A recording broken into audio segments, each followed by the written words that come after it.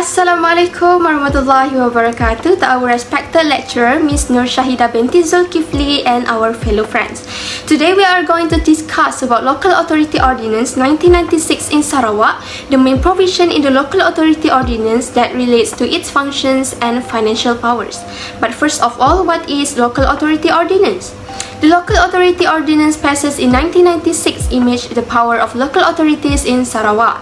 The Local Authorities Ordinance 1996 became effective in January 1998 with the goal of consolidating local government laws and repealing the previous Local Authorities Ordinance 1977. The ordinance addresses the constitutions of any local authority, its composition and organization for councillors acting as policymakers or officers running the day-to-day operations of any local authority.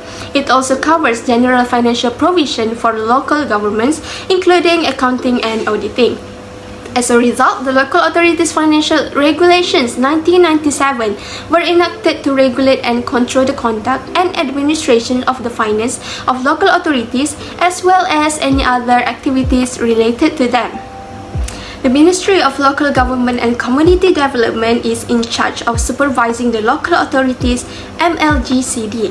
The Ministry is in charge of monitoring and ensuring that local authorities exercise their powers in accordance with the provisions of the laws and do not exceed their jurisdictions. The Ministry is also in charge of obtaining sufficient funds from the state government to assist local authorities in carrying out their development plans and providing community services. Statutory grants were also provided by the federal government to local governments. The ministry is accountable to the 23 councils, which include Miri City Council, Sibu Municipal Council, Padawan Municipal Council, Bau District Council, Lundu District Council, and others. For the provision under the Local Authority Ordinance Sarawak 1996 that relate to function is public places and public road and car. For the public places, there are 5 sections under public places, which are vesting of public place, power temporarily to close public place, power to erect building in open public place, condition and restriction in regards to closure of public places, and the last one is naming of public place. Power temporarily to close public place. A local authority may temporarily close any public place vested in it or under its control. For example, in Kuching, Sarawak, no one is allowed to be in public places in Sarawak between 10 p.m. to 5 a.m. without justifiable reasons, as the authority enforces a statewide movement control order. For the power to erect building, a local authority may erect and maintain in any open public place building for public purpose and may set apart any such public place or any portion thereof for any purpose which the local authority may from time to time think fit. The local authority Sarawak have a power to build a building to people at the public places, which is this building must give a benefit to public people and they can use it. Naming of public places determine the name by which any public places shall be known. With such approval, from time to time alter the name of any part thereof, whether or not such name was applied to such place. For the public road and car, there are 5 sections under public road and car, which is control over public roads. A local authority maintain, repair, upkeep, improve or upgrade such roads, providing lighting for any public road, footpath, backlands, bridge, or pedestrian walks. Second section is powers with respect to private roads and premises. All private roads shall be laid, maintained, and repaired by the owners or occupiers of the premises abutting thereon, and all dust, dirt, rubbish, and filth of every sort shall be collected and removed therefrom by such owners and occupiers. The third section is public car parks local authority, and the fourth section is control of public car parks. No person shall operate or maintain a public car park which is not situated on public road without license issued by a local authority. The last section is power to impose fees for non-mechanical vehicles. Non-mechanical vehicles shall include bicycle, tricycle, treasure, rickshaw, and hand cart not owned or belonging to the state or federal government.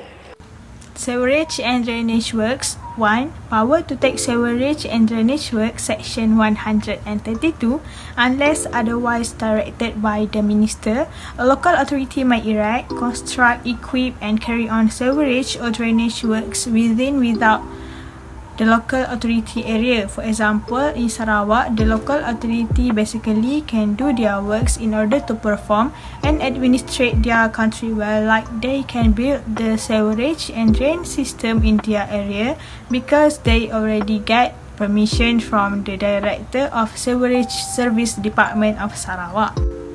2. Sewage farms.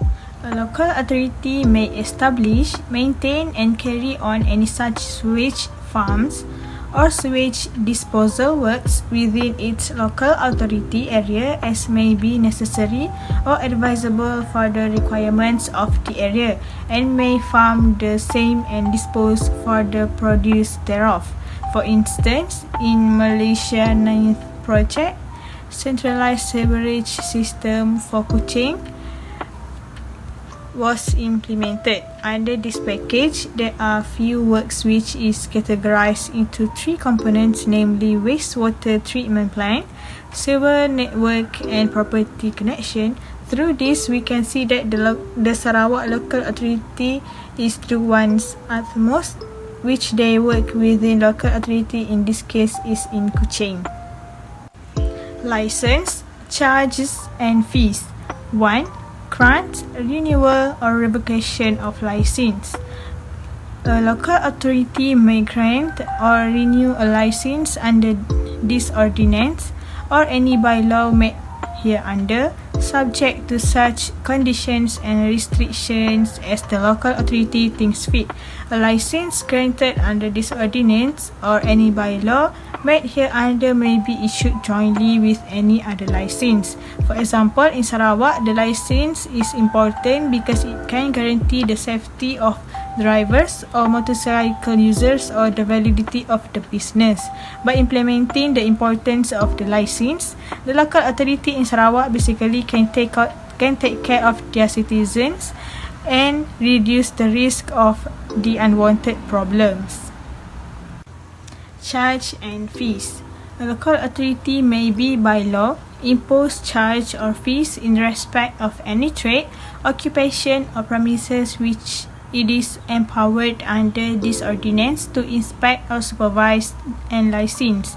For example, every shop or premise or factory owner who operates in carry out business activities in the manufacture of food products, beverages and mini markets is required to apply for a license under the Acts, Ordinance, Orders, Bylaws, Rules and Regulations enforced by DBKU.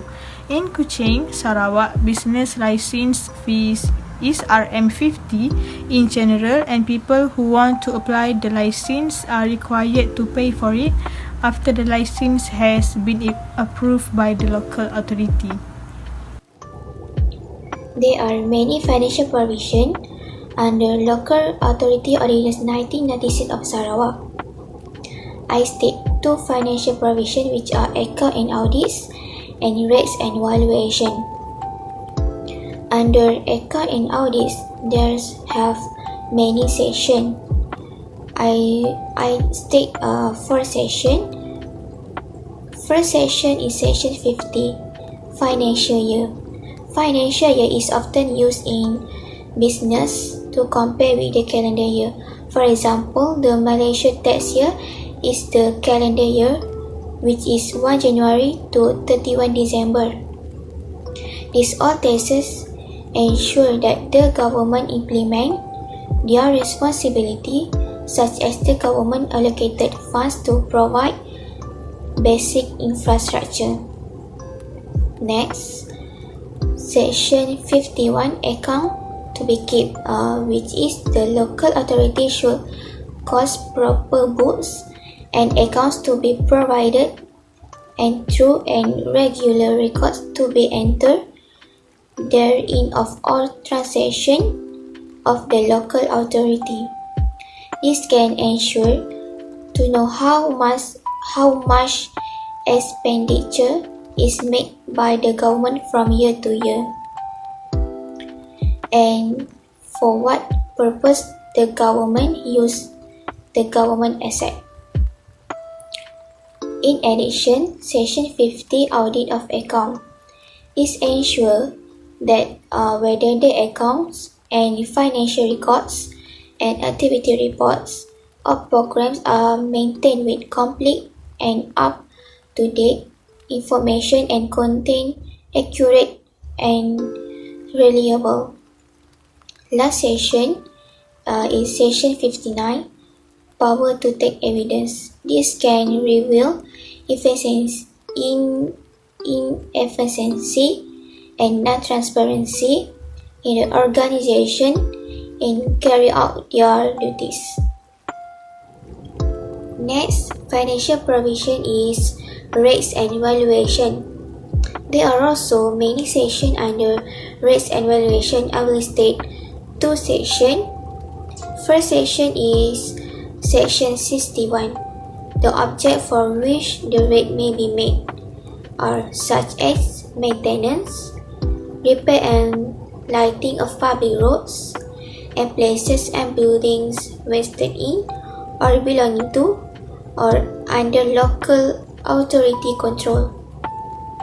This is to ensure the safety of all parties, including pedestrians, as they are also of the public roads users.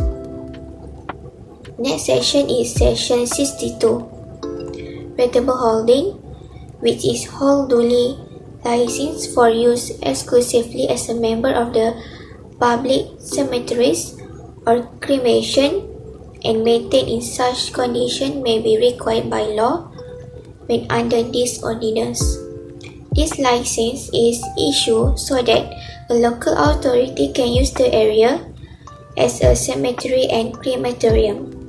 Therefore, I can conclude that in accordance with the Local Authority Ordinance 1996 Sarawak, the main provisions united in Sarawak are beneficial to the people and to the state as a whole.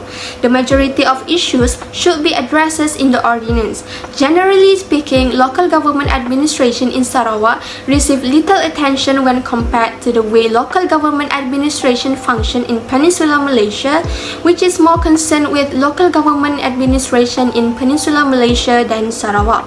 However, following the implementation of the Local Authorities Ordinance 1996 in Sarawak, the state's local authorities have developed their own plan for simplifying and controlling their problems or elements relating to the state's local authorities. Therefore, the performance of Sarawak's local government should be improved as a result of the Local Authorities Ordinance 1996.